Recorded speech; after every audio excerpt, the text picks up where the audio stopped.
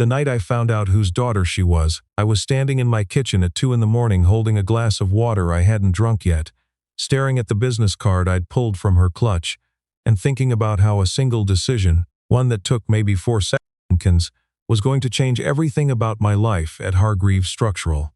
My name is Elliot Voss. I'm a structural engineer. I was 34 years old when this happened, renting a 2-bedroom condo in Kitchener, Ontario, driving a 9-year-old Civic with 200,000 kilometers on it, eating a lot of leftovers, and generally living the kind of quiet, unremarkable life that I had convinced myself was enough. I worked hard, I paid my taxes, I kept to myself. That was my whole personality, more or less. The night that changed started because my coworker Derek was getting married in June, and his stag was in March, which everyone agreed was too early, but nobody actually said that out loud, because Derek had booked a private room at a bar in downtown Waterloo, and nobody wanted to unbook it. There were 12 of us, maybe 14. I drank 2 beers over 3 hours because I was driving, and because I genuinely don't like the version of myself that exists after more than 2 beers. Around 11:30, people started filtering out in groups. I was getting my jacket from the back of my chair when I noticed a woman at the bar. She was sitting on a stool with her elbow on the counter, and her head tipped just slightly too far to the right. The bartender, a tall guy named Felix who I recognized from the Tuesday trivia nights I used to go to, caught my eye and gave me a look. Not a panicked look, more of a "is anyone dealing with this" look. I looked around. The bar was about 2/3 full. Nobody else was paying attention to her. I walked over. She wasn't unconscious. She was somewhere in that in-between place, aware enough to answer a question, not aware enough to understand why someone was asking it. She had dark hair, a cream-colored blazer, and a small black clutch on the bar in front of her that she kept putting her hand on every couple of minutes like she was checking it was still there. She was probably late 20s. I asked Felix if she'd come in with anyone. He said she'd been with a group that left about 40 minutes ago. I asked if she'd given any indication of where she lived. He shook his head. I stood there for a minute doing the internal math that everyone does in that situation, the math that starts with "not my problem" and ends somewhere completely different.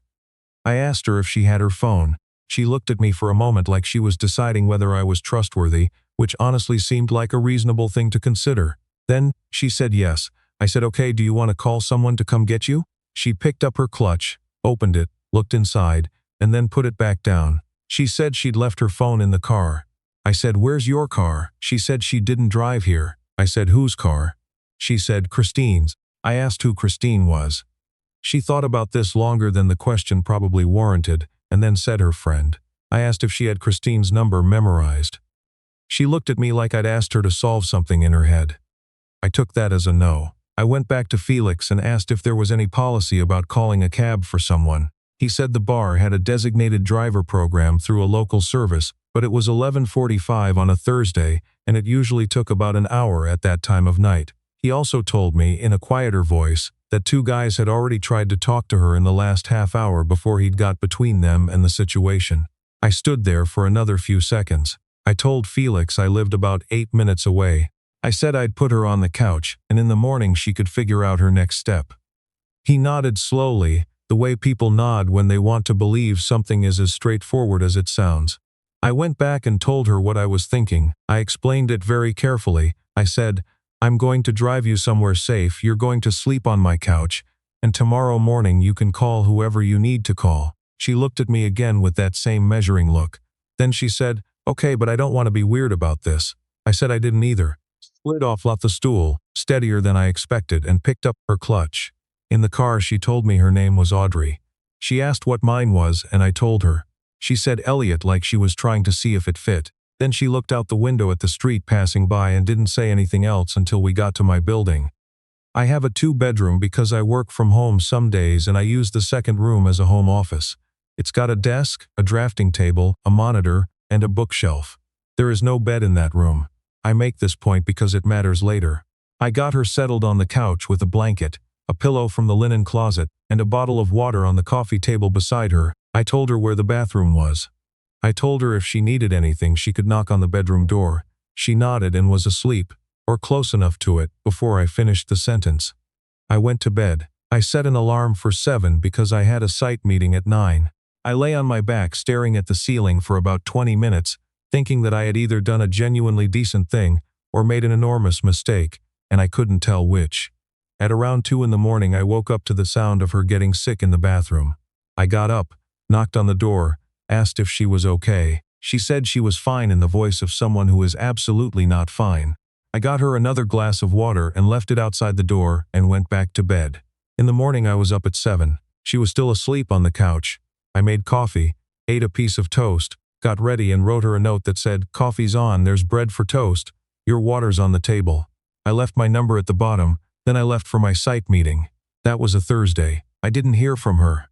I spent most of Friday at my desk trying not to think about it. The site meeting had gone fine. I had 3 reports to finish and a set of load calculations to review, and I was behind on all of it, which was normal. My office was on the 5th floor of a building in uptown Waterloo that smelled like new carpet and recycled air. Hargreave Structural had about 60 employees across 2 floors. I'd been there 3 years. I kept my head down. I was good at my job. I ate lunch alone most days because I genuinely preferred it. Monday morning, I was in the kitchen getting my second coffee when my coworker Brent came in and said, "Apparently there's some kind of reshuffle happening on our floor." I said, "What kind of reshuffle?" He said he didn't know. Something about a project restructure. He seemed unbothered by this in the way that Brent was unbothered by most things, which was one of the things I actually liked about him. I went back to my desk. By 11 o'clock, I had a calendar invite from HR for a one-on-one at 2 p.m. It said nothing else. I spent the next 3 hours being essentially useless at my job.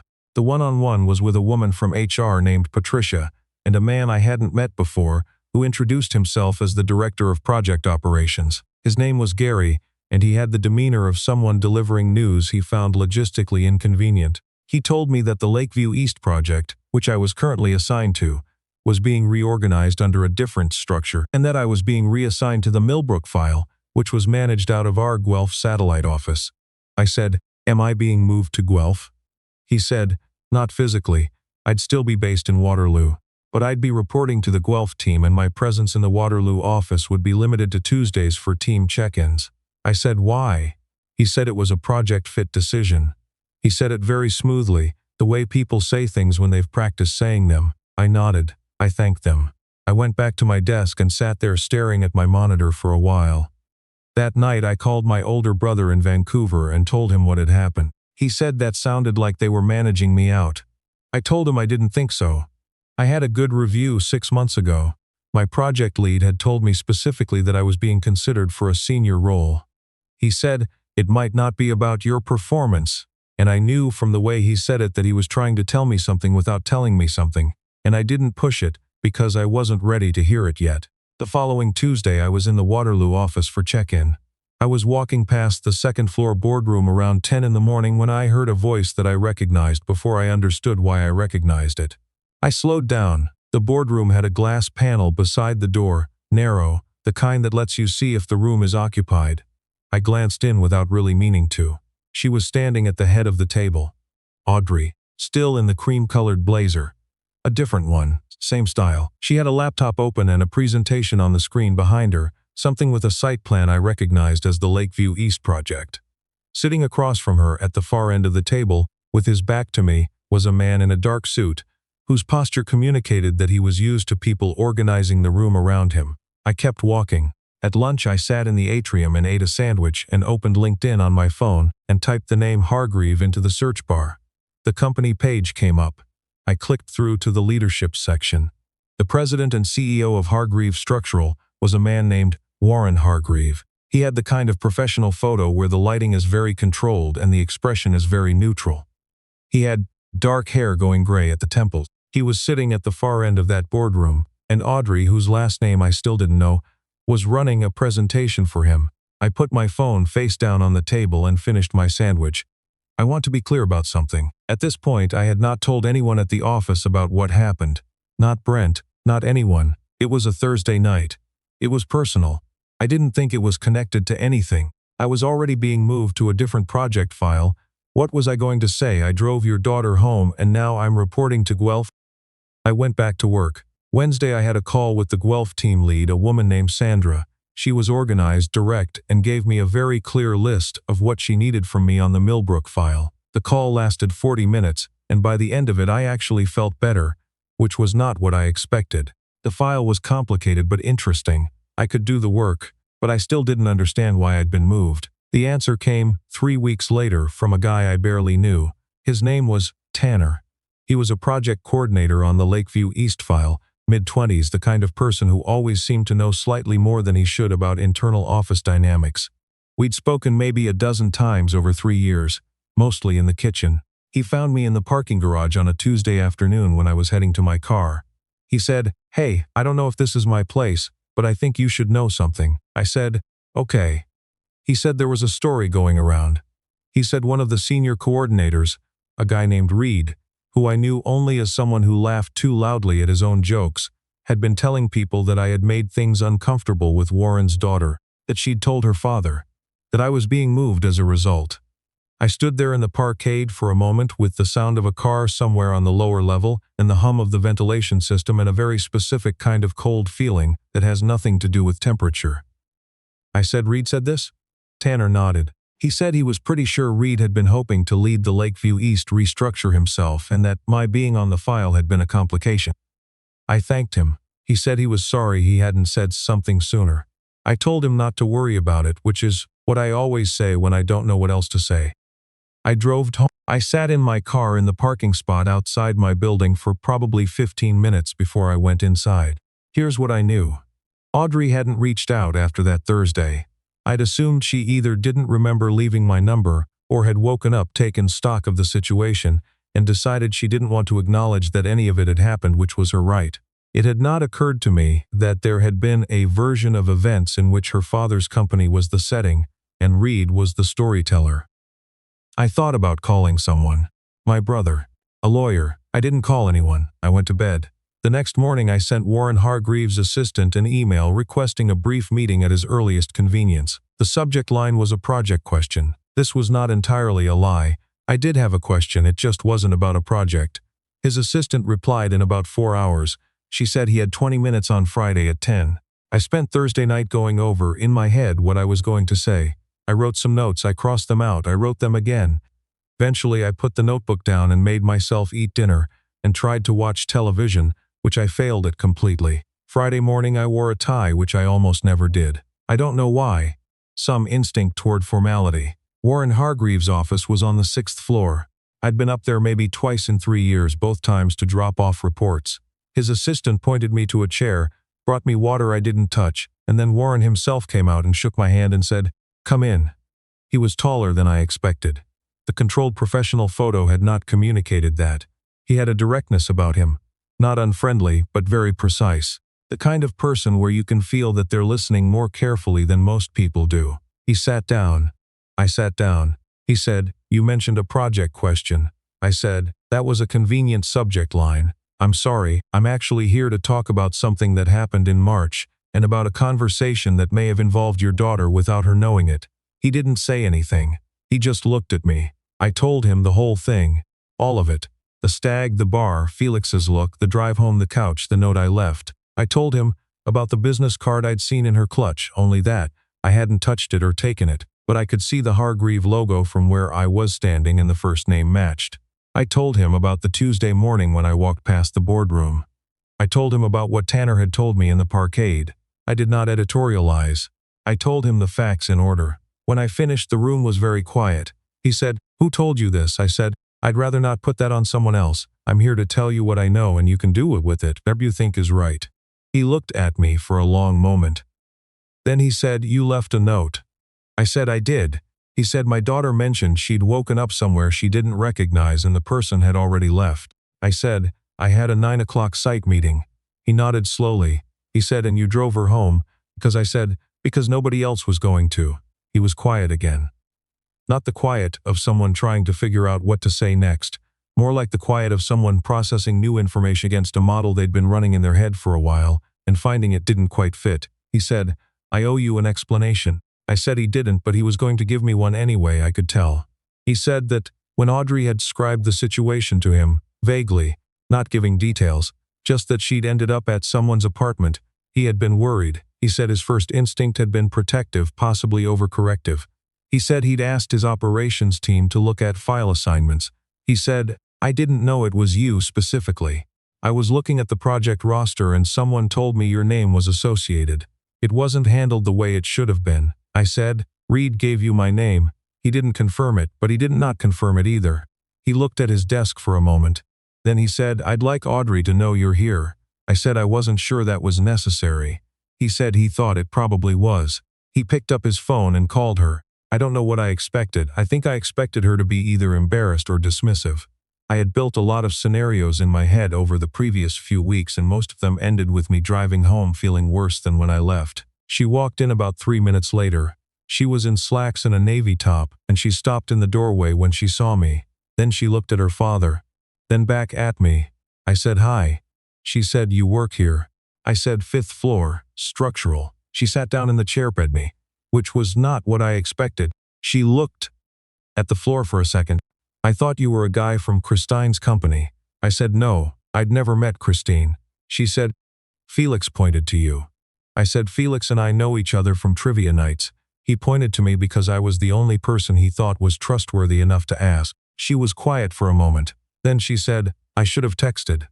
I said you didn't have to. She said, no, I should have. She said it the way people say things when they've already said it to themselves many times, and they're tired of having to hear it. There was a pause that was not entirely comfortable, but was, in some hard-to-define way, honest. Warren said, from a company standpoint, this will be corrected. He said it in the same tone he probably used to tell a structural team their calculations were going to be redone. I nodded. I thanked him. I stood up to leave. Audrey said, are you really on the 5th floor? I said 512, right beside the fire. Exit. She said she'd never been to the 5th floor. I said there wasn't much to see. She said she'd find that out for herself. I took the elevator down. I stood in the lobby for a second before going back to my desk, looking at the building directory on the wall the way you look at something ordinary that has briefly become strange. The file reassignment was reversed the following week. Patricia from HR sent me an email saying there had been a project restructure review, and my placement on Lakeview East had been reinstated. She did not explain further, and I did not ask her to. Reed left the company about 6 weeks later. I heard it described as a voluntary departure, which is the phrase that covers a wide range of outcomes that companies prefer not to explain. I ran into Audrey twice in the lobby over the next month. The first time we nodded at each other. How's Lakeview East? I said complicated. She said it always is with waterfront projects. I said, do you want to hear about the subsoil issue we found in the geotech report? She said, probably not over a lobby conversation. I said, probably not. She came down to the 5th floor following Thursday. She stood in the doorway of my section and looked around at the desks and the flat screens and the rolled drawings in the corner bins. She said, you're right, there's not much to see. I said, I did warn you. She sat on the edge of the desk opposite mine. Nobody sat there. It was basically a filing surface, and we talked for about 40 minutes. I told her about Millbrook and the subsoil problem. She told me about the Lakeview East marketing strategy and why the renderings they'd been given were functionally useless. At one point we started talking about what the building should actually look like from the lakeside, and she grabbed a piece of paper off my desk and drew something freehand that was, genuinely, better than what the architects had submitted. I said, you do that often? She said, sketch things? Yeah. I trained as an architect. I said, why are you in marketing then? She said, because my father needed someone he trusted to manage the client-facing side of the Lakeview launch. And I said yes without thinking about it hard enough. I said, do you regret it? She thought about that for a second. She said, ask me when the project is done. She left at 4:30. My desk had a piece of paper on it with a pencil sketch of a glass building catching light off water, and I didn't move it for the rest of the week. I've been asked since then whether the whole thing felt strange, working in the same building as the person I drove home at midnight, and her being the daughter of the man who runs the company. The answer is yes. Of course it did. But strange isn't the same as wrong, and the strangeness faded in the way that most fade when you actually know someone, instead of just knowing a version of them your own head made up. We got coffee twice before it was technically a date. Then it was technically a date. Then it wasn't technical anymore. Warren found out the way parents find out about things. Not from us, but somehow still not entirely surprised. He didn't say much about it directly. He's not a man who says much directly. But one afternoon in October, I was on the 6th floor to drop off a report, and he passed me in the hall and said, "Good work on the Millbrook bearing specifications," and then without breaking stride, he said, "You're coming to Thanksgiving." That was the whole conversation. I drove home that night thinking about the drive home that Thursday in March, the 12 minutes of silence in my 9-year-old Civic, with Audrey half asleep in the passenger seat, and the Waterloo streets lit up orange and the radio on low, because I didn't know what else to do with the quiet. I thought about how the smallest decisions have the longest reach. How I almost didn't go over to check on her. How I stood by the bar for a few seconds doing the math and then just stopped doing the math. I'm glad I stopped doing the math.